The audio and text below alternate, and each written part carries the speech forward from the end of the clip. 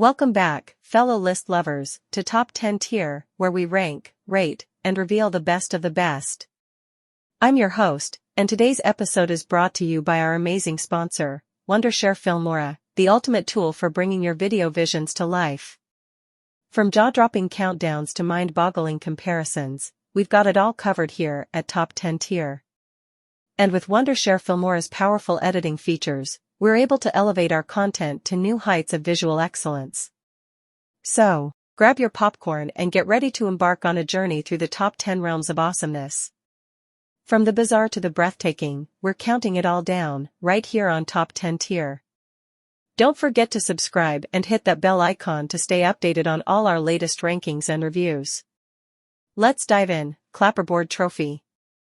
And today I'll be going through 5 of the worst affected countries when it comes to invasive species. And the first country we will be visiting today is New Zealand. Now, as I've covered many times on the channel before, New Zealand is one of the most beautiful countries in the world, and it is also one of my personal favourites. It's home to the town with the longest name in the world, and is also home to the steepest road in the world. One of the reasons why New Zealand is still so beautiful is the fact that it still has a relatively small population. Famously, there are more sheep than people in New Zealand, and 30% of the country is a national reserve. New Zealand was the last country in the world to be inhabited by humans, but during the 800 years that humans have inhabited New Zealand, we really have caused a lot of damage. As I've covered many times before, New Zealand's ecosystem is mostly dominated by large birds, and has almost no native mammals. When humans arrived on these islands, they brought with them rats, cats, and stoats, and these totally obliterated the native birds. New Zealand's freshwaters were also negatively affected, because the native and very unique galaxiids are now in direct competition with invasive fish, such as trout, rudd, and mosquito fish. By far one of the worst invasive species in New Zealand is the common brush-tailed possum. They were introduced into New Zealand in the 1850s, and they have had a massive negative impact on the native birds and also the local agriculture. Most invasive species tend to have a relatively small population outside their native range, but the common brush-tailed possum's population in New Zealand is in the millions. But the next country we will be focusing on is Cuba. Now, Cuba is a very long and thin Caribbean country, stretching 1,200 kilometers from east to west. Because Cuba has an island ecosystem, there are many species here that can't be found anywhere else in the world, such as the Cuban gar and the critically endangered Cuban crocodile. These endemic species have been struggling in recent years, because island ecosystems are also very vulnerable. Because most islands have been separated from the rest of the world for millions of years, any new species entering island ecosystems can have a massive effect on the native species, and can cause them to disappear altogether. Unlike South Africa, that mostly has a problem with invasive plants and invasive aquatic species, Cuba's main problem is invasive mammals. Cuba's native mammals mostly consist of large rodents and large aquatic mammals. These native mammals are simply no competition to the invasive species, which mostly come in the form of dogs, cats, rats, and even mongoose. The native species simply aren't used to competing with these invasive animals, and this of course causes their numbers to decline. Unfortunately, many of these invasive species are also great bird hunters, and this is extremely bad news for the ecosystem, because Cuba is home to many unique and beautiful birds, and it is also home to the smallest bird in the world. Of course, there are many efforts to try and eradicate these invasive species, and hopefully these efforts are successful, because personally I think Cuba is one of the most interesting places when it comes to wildlife. But the next country we will be travelling to is South Africa. Now, South Africa is one of the most biodiverse countries in the world, and contains most of the large mammals you often associate with Africa. One of these animals is of course the springbok, which is the national animal of South Africa. This antelope is one of the fastest land mammals on the planet, and can reach speeds of up to 60 miles per hour. These antelopes of course have to look out for predators, because South Africa is simply full of them. It's not just big cats that you have to look out for, because of course South Africa is also home to the black mamba, which is one of the fastest and most deadly snakes in the world. If you were looking to escape from these predators, there's no safety in the water either, because of course there's many large crocodiles, which are more than happy to take down big mammals. Some more surprising members of the South African ecosystem can be found on the coast, because this is where you can find the South African penguin. These penguins almost look out of place in Africa, but they are very popular with tourists. Because South Africa has such a competitive ecosystem, you'd think it would be hard for invasive species to thrive here. This is partly true, as there are only a few invasive mammal species, such as cats, pigs, and rats. Instead, the main problem that South Africa are facing is invasive plants. There are many different species of invasive plants in South Africa, many of these being water-loving plants. This is not only bad for the native wildlife that feed on native plants, but it is also bad for the overall ecosystem. These invasive plants drain water at a faster rate and have led to more intense droughts. This also has a knock-on effect to farming, so these invasive plants are not only bad for the wildlife, but are also bad for the economy. As I've covered before, South Africa also has a problem with invasive species in the water. Although South Africa is home to some very mean fish, South Africa's waterways have been invaded by American fish and European fish. These fish simply outcompete the native species and have proven to be very hard to get rid of. So at first glance it may not seem that South Africa has many invasive species, but in most cases they're hiding away or simply very hard to identify. But for our next country, we'll be making a short trip over to the USA. Now of course the US is home to many iconic creatures, both in the skies, on the ground and in the water. But as the US is also one of the richest countries in the world, and also has very relaxed laws on pet ownership, many people keep animals from other countries both as pets or in private collections, and these animals eventually find their way into the wild. Famously, Florida is one of the worst affected areas when it comes to invasive species, with many large reptiles totally obliterating the native mammal populations there. Because Florida has a subtropical climate, many exotic creatures can survive here, and this is one of the many reasons why it's an invasive species hotspot. Whether you look in the water, on the ground or in the air, you'll find non-native species. But for our final country we will be making a very long trip over to is Australia. Now Australia famously has a very interesting ecosystem, and life for wild animals in Australia is often very harsh and unforgiving. 90% of Australians live on the coast, because the deserts in central Australia are simply too harsh for most wildlife, and are also too harsh for us. The most famous types of animals that can be found in Australia are of course the marsupials. The most famous examples of these creatures are obviously the kangaroos, but marsupials come in many different shapes and sizes. The predatory quolls are some of the most interesting marsupials in Australia, but unfortunately nowadays they are also some of the rarest. The inland taipan is one of the most venomous snakes in the world, and the venom contained in one bite from these snakes is thought to be able to kill over 100 adults. These reptiles are one of the few creatures that can be found in central Australia, but the equally deadly funnel web spider is mostly found on the east coast. Even though Australia's landscape can be very unforgiving, it has proven to be very vulnerable to invasive species. Of course, one of the most famous ecological disasters happened here when in 1935 cane toads were introduced into Australia. As I've covered many times before, these cane toads were introduced to feed on cane beetles, but it turned out they were very bad at this, and to make this introduction even worse, all the native predators that would try and feed on these toads would soon meet their end. Many predators in the cane toad's native range had grown immune to their poison, but to the predators in Australia this poison was deadly. This resulted in predator numbers plummeting. But cane toads aren't the only problem species in Australia. When Europeans arrived in Australia they brought with them many invasive species, with some of the worst being camels and foxes. These red foxes have depleted the native wildlife, and the camels have proven to be perfectly adapted to the Australian outback.